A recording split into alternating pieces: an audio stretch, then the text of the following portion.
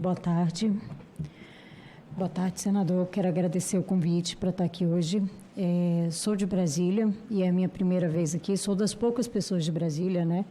E é a minha primeira vez aqui na CAI. Então, é uma alegria poder ser ouvida e poder falar em nome do CARF.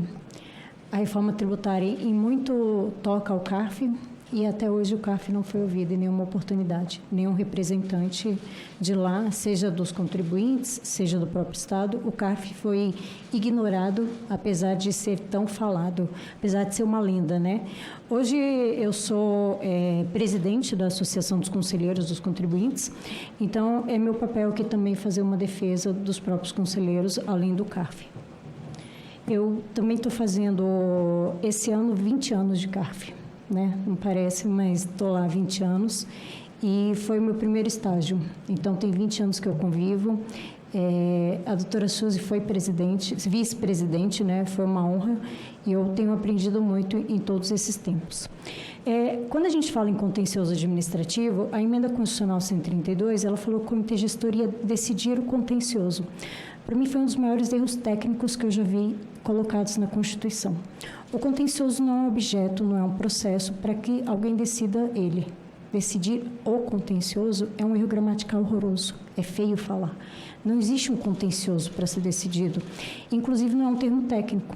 E em dezembro do ano passado eu escrevi um artigo e ele foi publicado no mês passado, passei uma vergonha. Lá no meu artigo eu escrevo, a palavra contencioso não existe na Constituição. A palavra não existia na Constituição. Aí as parentes me ouviram e no dia 20 de dezembro veio pela primeira vez a palavra contencioso na Constituição, 2 vezes dentro da emenda constitucional 132. Por que não existia contencioso? Porque não é termo técnico, está errado a gente falar em decidir o contencioso.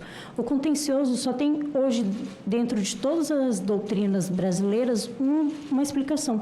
Seria um conjunto de normas aplicáveis só. É o professor Marcos Neda e a Thais Laurentes, eles dão esse conceito. Não existe esse conceito em lugar nenhum na doutrina brasileira. E todo mundo começou a falar do contencioso como se fosse normal. Eu tenho hoje uma fase litigiosa que se instaura após a apresentação de uma impugnação. Ali eu teria um contencioso dentro de uma disputa entre 2 partes que querem vencer aquela batalha, mas não é um termo técnico para a gente usar. Contencioso também não é órgão de arrecadação, não é de forma alguma. E quando a gente fala do IBS e da CBS, a professora Suzy ela expôs bastante as semelhanças entre os 2 tributos. E qual que é a diferença entre eles dois? A arrecadação. Então, onde eu separo o IBS da CBS, é que a CBS, a arrecadação vai para a União, e o IBS vai para os estados e para os municípios. Então, eu preciso de um órgão que me fale de arrecadação. Tudo bem, tem um comitê gestor para tratar da arrecadação, como eu vou distribuir entre os estados e municípios, mas não para decidir julgamentos, não para tratar de processos. Isso não foi dito na emenda. Isso aí é uma interpretação completamente errada que o PLP vem trazer e falar, agora a gente vai julgar processo. Não está sendo dito isso na emenda. Decidir o contencioso não é julgamento de processo. Não tem nada a ver um termo com o outro. É uma confusão grande. É confusão terminológica de termos, né? E aí eu tenho hoje uma necessidade de ter um contencioso, sim, único, integrado e coeso, para atender o princípio da simplicidade. E já foi dito publicamente, oficialmente não está escrito em nenhum lugar, mas foi dito que o CARF vai julgar a CBS. Eu tenho dito isso em vários momentos pelo Brasil. Eu tenho hoje feito um projeto, o Felipe Renault é o professor que hoje mais me acompanha, de levar o CARF pelo Brasil. A gente estava semana passada lá em Fortaleza, com o professor Felipe também, e eu trato com o CARF itinerante, explicando o que é o CARF. E muito eu falo assim, olha, a regra de competência não é uma regra de intuição. Sabe onde está escrito que um órgão federal julga um tributo federal? Em lugar nenhum. Sabe onde está escrito que um órgão estadual, como é o Conselho de Contribuintes de Minas, julga um tributo estadual? Em lugar nenhum. Há hoje uma ideia intuitiva da gente falar, é estadual, julga o tributo estadual. Deve ser. Mas isso é uma intuição, isso não existe. Não tem nenhuma lei falando isso, nenhuma lei. Não tem nada na Constituição falando isso. Isso a gente só partiu de uma intuição e levou a crer e todo mundo colou na ideia e falou, então vamos deixar aqui o federal. E dentro desse meu projeto de levar o CARF pelo Brasil, eu tenho contado muito da história do CARF. E quando a gente entra na história do CARF, eu começo a entender que isso é uma intuição talvez um pouco errada.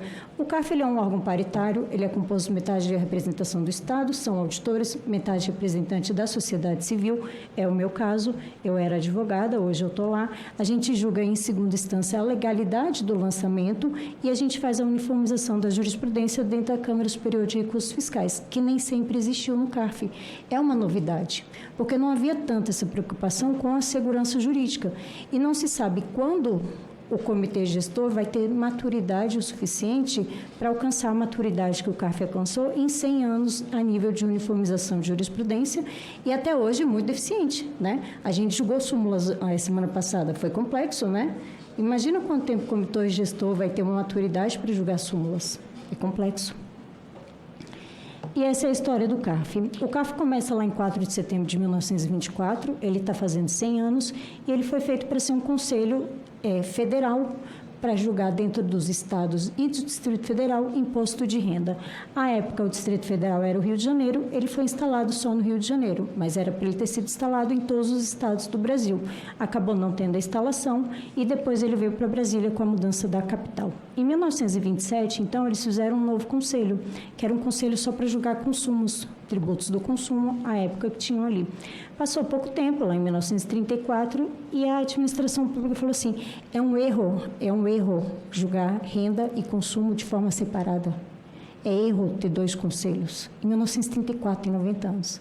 A gente está retroagindo 90 anos, mentalmente retroagindo 90 anos com o comitê gestor.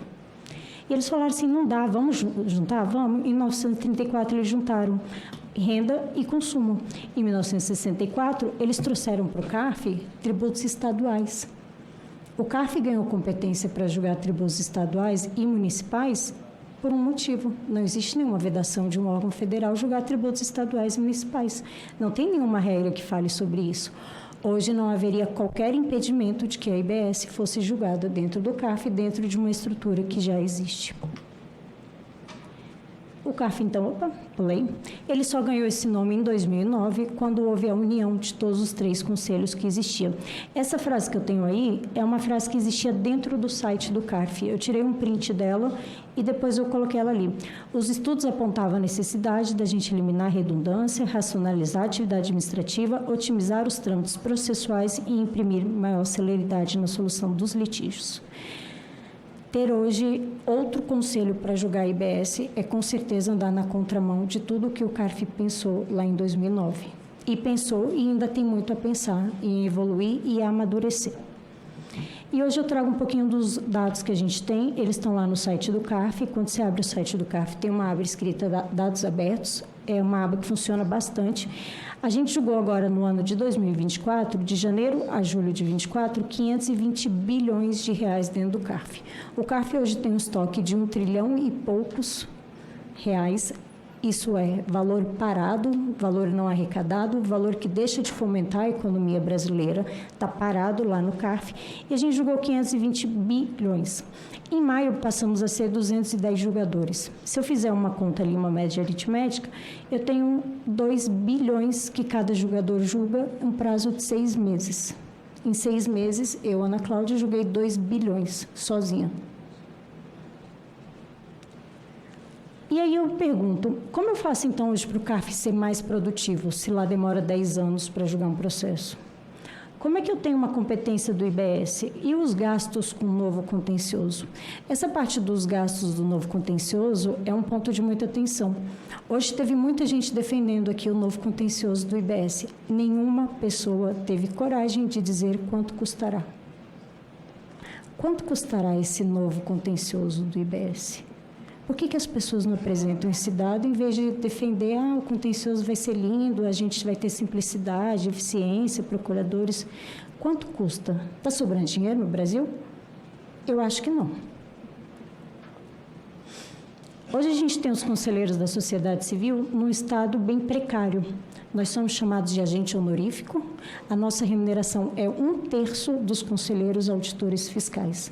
Nós não temos férias, não temos 13º, não temos licença maternidade. Hoje o governo ele tem propagado que quer ter mulheres dentro do CARF, falou que pelo menos 40% deveria ser de mulheres e não tem licença maternidade. A conselheira do CARF não tem licença maternidade. Hoje eu estou lá no CARF, eu não tenho filhos. Quantas de nós não tem? Ou é isso que a sociedade quer? Mulheres que não têm o direito de ter filhos, sem um direito à licença maternidade. Se o governo quer ter mulheres, uma portaria que diz que quer ter mulheres, tem que ter o direito à licença maternidade. Aí o governo fala em custo. E ele fala assim, eu reconheço que hoje a gente tem uma altíssima rotatividade no CARF, que impede que eu julgue com mais celeridade, por isso que eu tenho processos levando 10 anos, mas eu não tenho dinheiro para te dar aumento. Mas aí eu tenho dinheiro para fazer um novo contencioso do IBS? Quanto custa? Eu trouxe também alguns contos aqui, uns dados. De janeiro a julho, a gente julgou 520 bilhões. Eu julguei sozinha 2 bilhões em 6 meses, equivalente a 4 bilhões nesse ano.